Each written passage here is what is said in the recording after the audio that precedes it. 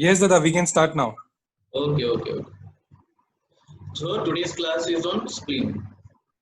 First, let's start with the surgical anatomy.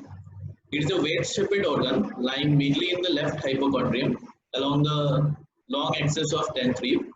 Hilum of the spleen transmits splenic vessels and nerves.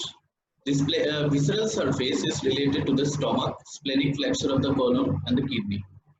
Spleen in English means ill temper. Galen called it as a mystery, organ of mystery. Then the ligaments of the spleen, which are very important when we are doing the splenectomy. The most important are two ligaments, which are linorenal ligament and gastrosplenic ligament. Linorenal ligament transmits blood vessels to the spleen. The tail of the pancreas lies in this segment, which can be damaged during splenectomy.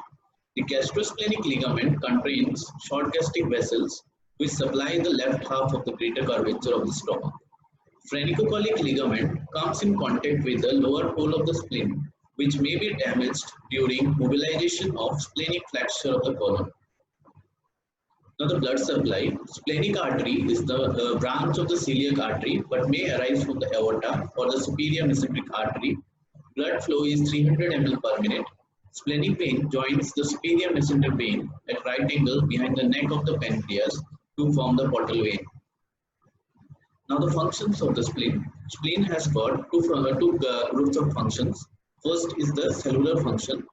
The removal of the non-deformable intracellular substances from the deformable cells is called as the beating. Hughes bodies or Waltz-Oley bodies, papinemer cytoretic bodies are removed by this method from the RBCs. Post-splenectomy patient will show these bodies in the RBC in the peripheral smear. In spleneculi, these bodies will be absent even after splenectomy. Removal of aged or abnormal red cells is done by the process of culling. RBCs, which lose osmotic balance and membrane integrity, is called as the non-deformable, and they are removed by this method. The half-life of platelet is 10 days. In splenomegaly, 80% of the platelets be sequestrated in the spleen, causing thrombocytopenia. Normally, spleen is reservoir for platelets. One third of the total platelet mass is present in the spleen.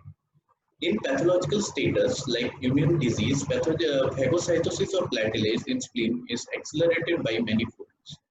Splenomegaly and hypersplenism can cause neutropenia.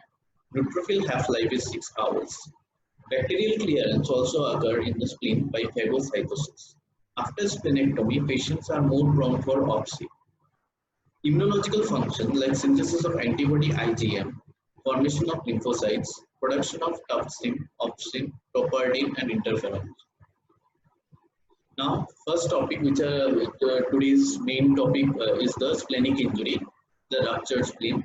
The spleen can rupture as a trauma to the normal spleen or to a diseased spleen.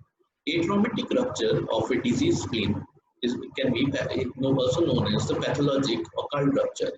And spontaneous rupture of a normal spleen is a spontaneous idiopathic rupture. The main causes are splenic injury occurs commonly following road traffic accident, and others are blunt injury or penetrating or stab injuries.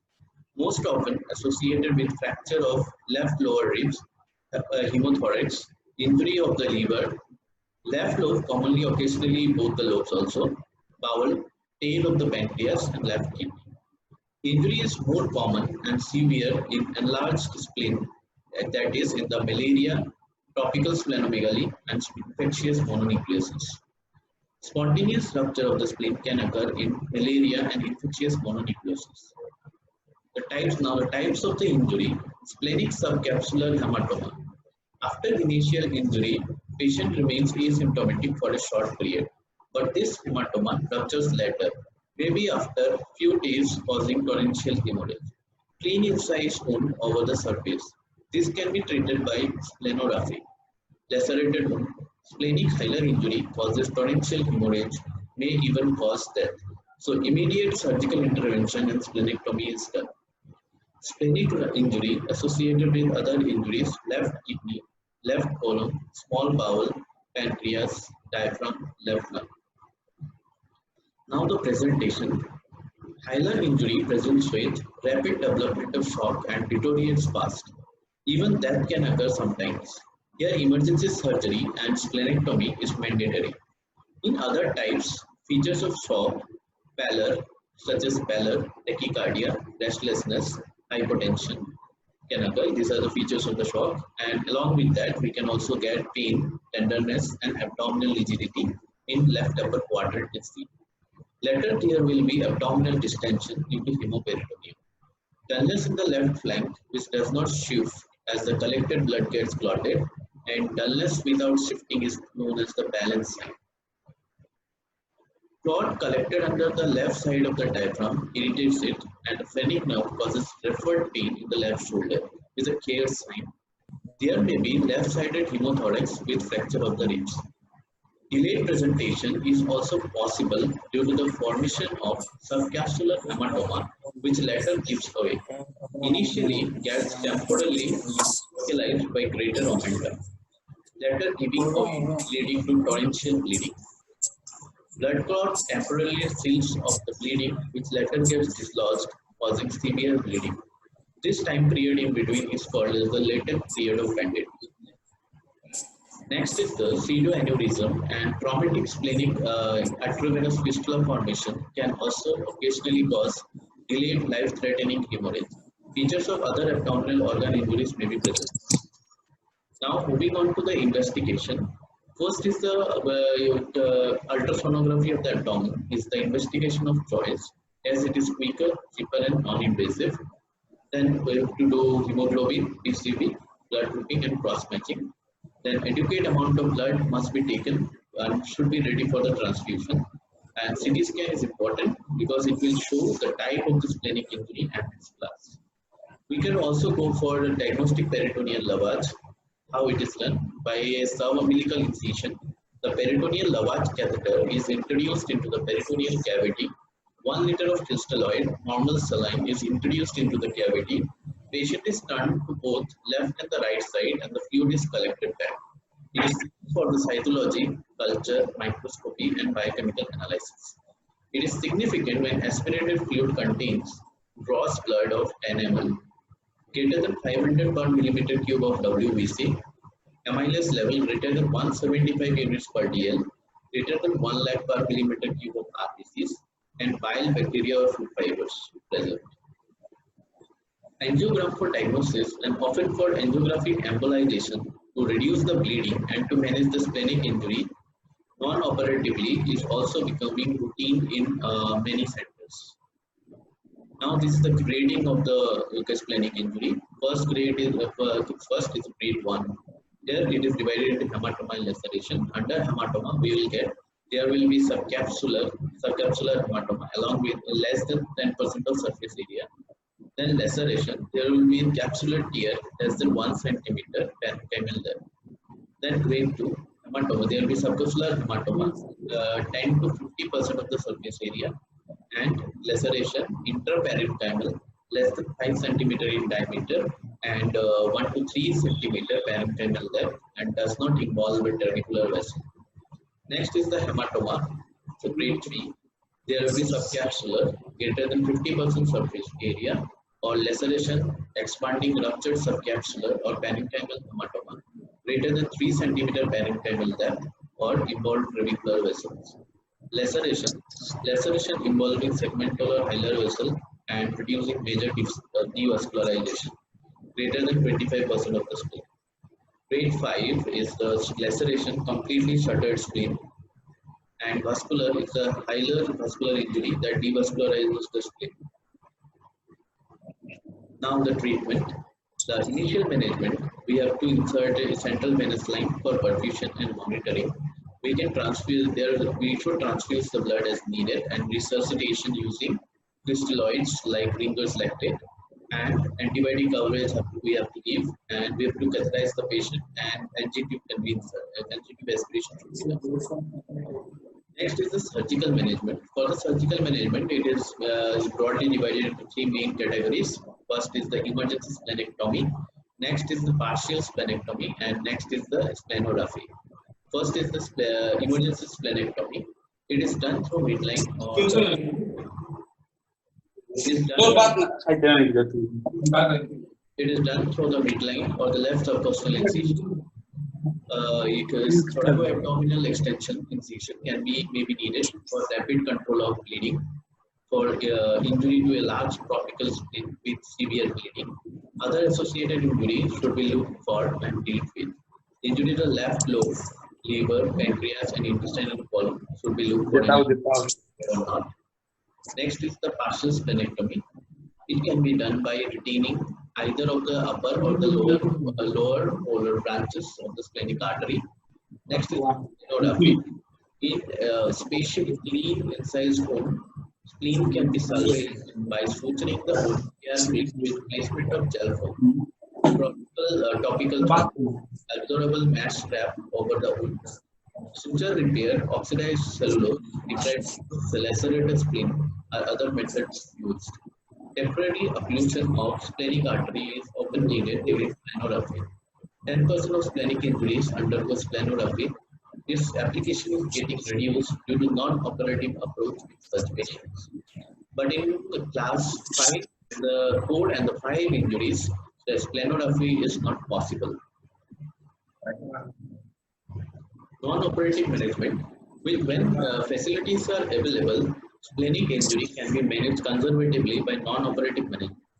Clinically close observation, serial hematocrit evaluation, serial CT abdomen, ultrasonography abdomen at regular interval to assess the progress of the spleen has to be done. Good bed rest, sedation, antibiotic coverage, and proper monitoring is needed. It is often supported by the angiographic appliance to improve the splenic salvage rate, but it may cause pain, splenic abscess. Indication for the non-operative treatment is only the splenic injury, no other associated injury, and grade 1 to 3. Now, if elective splenectomy is planned, consideration should be given to vaccinating against meningococcus C, repeated every 5 years, and AIDS influenza type B, repeated every 10 years. The latter two vaccines are commonly delivered as a combined preparation. Yearly influenza vaccination has been recommended. Some evidence that it may be reduce the risk of secondary bacterial infection. Such vaccination should be administered at least 2 weeks before elective surgery or as soon as possible for the surgery, but before discharge from the hospital. Pneumococcal vaccination is recommended in those patients aged over 2 years. Haemophilus influenzae type B vaccination is recommended irrespective of age. Age splenic patients should carry a medical alert and an up-to-date vaccination card, and they require specific advice regarding travel and animal handling.